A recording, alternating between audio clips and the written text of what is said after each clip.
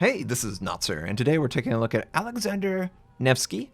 This is the Tier 10 Soviet light cruiser, and this will be replacing the Moskva in the main Soviet line. The Moskva will be rotated to a special category in the armory, and it'll be flagged as a special ship. If you have the Moskva right now, this is the ship that you will get. I'm going to talk about the armor, the stats, build, and some gameplay. Let's take a look at the armor right now. We've got 25mm bow and stern. We've got a 30mm deck, 25mm along the top of the hull. We have 13mm at the superstructure, 50mm at the waterline. But as you can see, not as much percentage of the bow is protected by that 50, so it is vulnerable. And then the armor belt, 140, is on top of a 40mm citadel, so grand total of 180mm of armor, effectively defending the citadel. As far as survivability is concerned, it has 50,900. Now, both the armor and the health is weaker compared to the Moskva. The Moskva has 65,000 health. It has 50mm armor at the top of the deck, the top of the hull, and its 50mm on its bow takes up a significant percentage of the bow itself. So it can absorb AP or even HE, depending on the type of target, almost accidentally. Can't really say that for the Alexander. It has 19% torpedo protection. Its main battery is 8 180mm guns, 4 in the front, 4 in the rear. It has a 6-second base reload, 18-second turret traverse, 164-meter maximum dispersion, 2500 HE shell, 13% fire base. It has 30mm base HE shell penetration. Its AP shell does 4,450 damage. It has 19-kilometer range, 1,000 meter per second gun velocity on AP and HE. So, as you look at this, would I take IFHE? Well, I did an IFHE build and a non-IFHE build. I had basically 5 fires of continuous damage with IFHE. Wasn't impressed by that at all. I much prefer a non-IFHE build. It seems to work really well with this particular ship, and the reason being is that reload. 6 seconds is outstanding, but it needs to be, because the Dmitry Donskoy has 12 guns compared to this. You literally lose out on guns. So you have to justify losing guns, and one of those justifications, improving the rate of fire. It has 8-kilometer range torpedoes, which are really only for defense. You're not going to use these actively in combat, around an island or at or behind smoke. That's really where these torpedoes come in to play. They have 2-minute reload.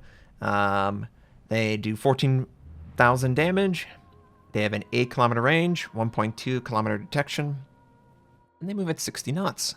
The AA defense, it's not bad, 293 continuous, with another 1,600 with 8 flak bursts base and 6.9 AA firing range. So all of that's very useful for defending yourself and people around you. Maximum speed default, 36 knots, 940 meter turn radius, 11.5 second rudder. Ugh, not the best rudder. Its base concealment, 16.3 kilometers. Air detection is 10.3 kilometers. And when firing, it's 10 kilometers of detection. So those are all the stats of the ship. We're going to take a look at the game and the build.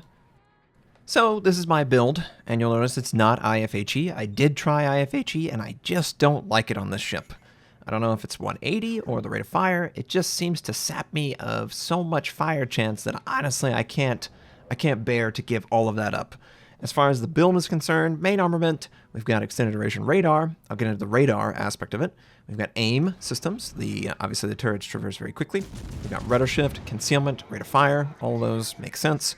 For the commander, we've got priority target, expert marksman, superintendent, concealment, demolition expert, drill and rush, jack of all trades, preventative maintenance, and expert loader.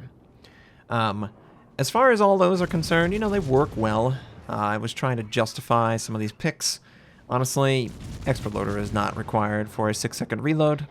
Yeah, it's kind of an extra bonus at that point, but I didn't really have a good alternative. And getting 2 or 3 seconds off is better than the long range. I already know when people are firing on me. Now, Alexander is not like a Moskva. They are two completely different ship types.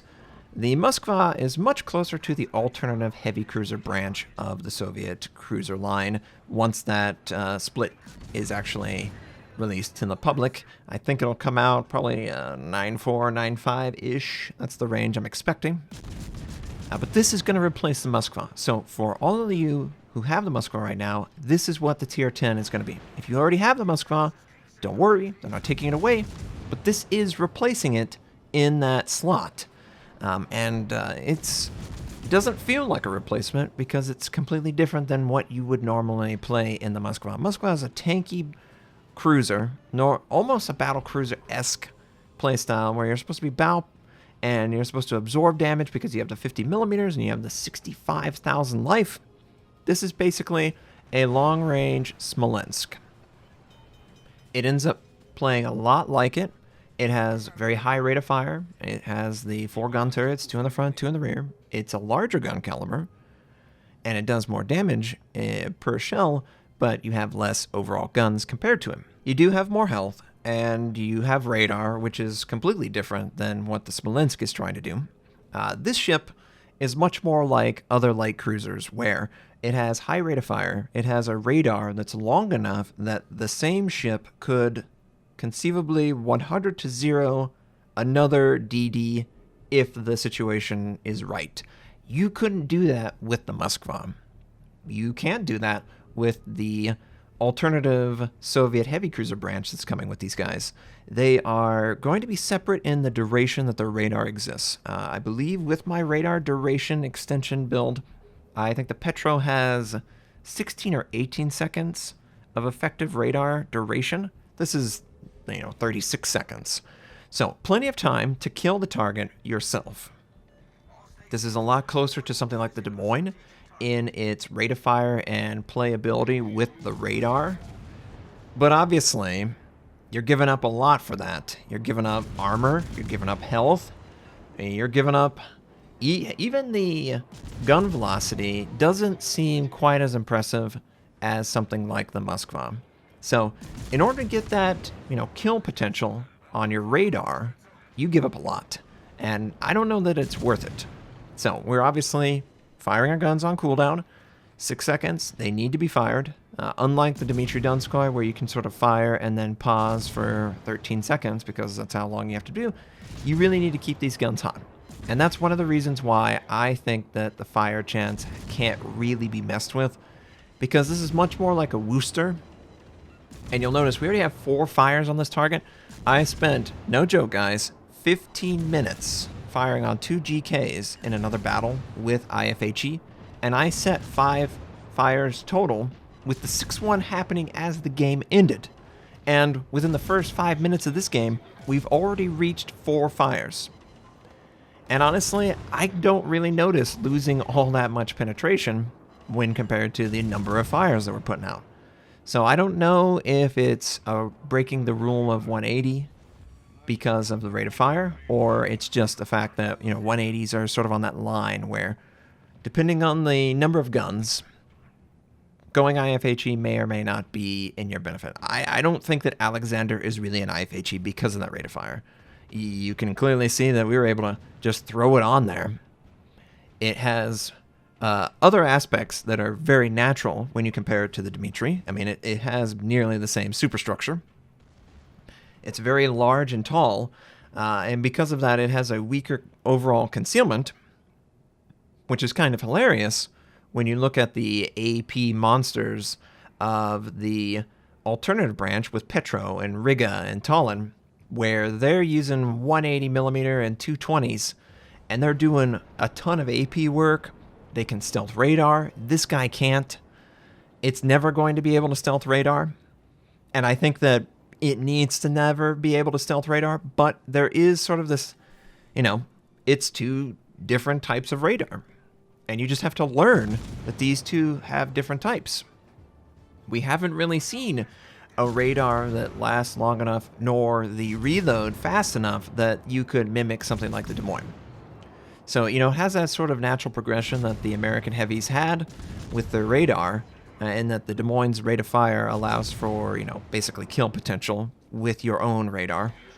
the Buffalo doesn't have the rate of fire to have that same impact, and certainly not something like the Baltimore. But the Des Moines does. So that upgrade from 9 to 10 is definitely noticeable, and it definitely opens up that play, which obviously the Dimitri is not changing all that much.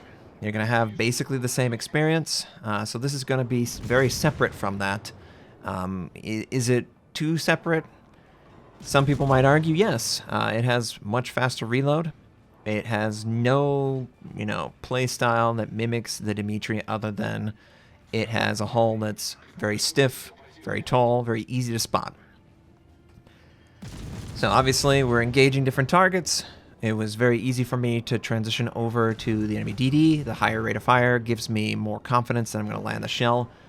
Obviously the higher rate of fire helps a lot with cruisers, whereas with IFHE, the extra pin was literally useless because it didn't cross 50, which would help against something like the Moskva and the Stalingrad and the Petro. But getting stuck at like 37 millimeters worth of pin is, it's kind of helpful with the 32 millimeter, but honestly, it's not as helpful as the fire that it's replacing. So I stick with the fire. But we're moving over to the other side of the map. Totally usable radar. This enemy Shima looks to be developing sort of a smoke around the island. I could use hydro or radar, both of which are completely usable. This is definitely a punishing ship when you combine those two, just as something like a Des Moines would, because the combined detectability of a target in a smoke or with some torpedoes incoming is something like, I want to say like 2 minutes.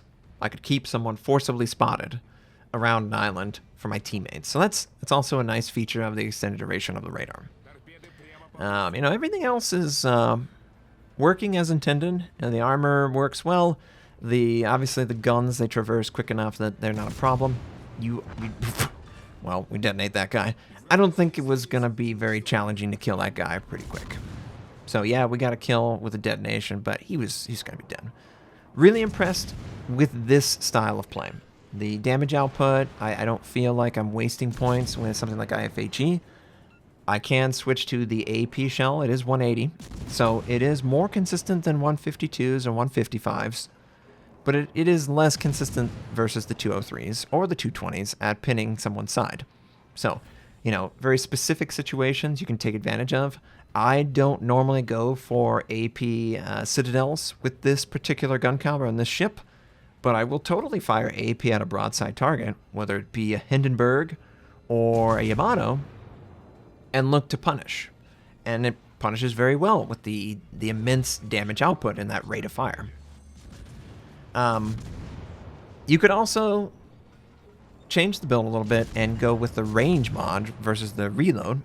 Obviously, it wouldn't be, I think the reload with the reload mod is like 5.3, so nearly a second off, which is nice. You're not going to get that. But, the range feels very usable. The concealment is also, I don't know that you would want to push it any further. It basically has the 19 kilometers that the Smolensk dreams of baked into the ship. So it is nice that, it does remind me of playing the Smolensk, but it reminds me of playing a more fair version of the Smolensk. It's got that overwhelming firepower against DDs and some light cruisers. Switch to AP on a broadside battleship, and you're going to rack up a ton of damage. But unlike the Smolensk, it doesn't have smoke. It has radar. And this is definitely a radar that is very appealing to anyone hunting DDs, which is what a light cruiser should be doing. So, my impression of the ship is I like the designs that it's trying to do. I like that my AP is, better than 150s, but obviously not all the way to 203s, so it has useful traits to it, and obviously, if the target's broadside, go for the bow or the stern, go for the top of the hull. That's where you're going to rack up a ton of AP damage.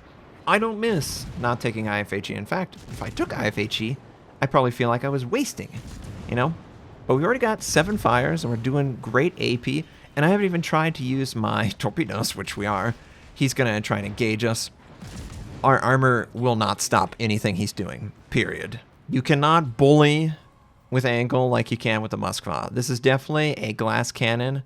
It is a fragile beast that needs to be taken care of unless you want it to blow up, and it will blow up very quickly. We did well in this game. Tell me what you think of the ship. Do you think that losing all that armor for the improved rate of fire and the extended duration radar is something that you would choose over the Moskva?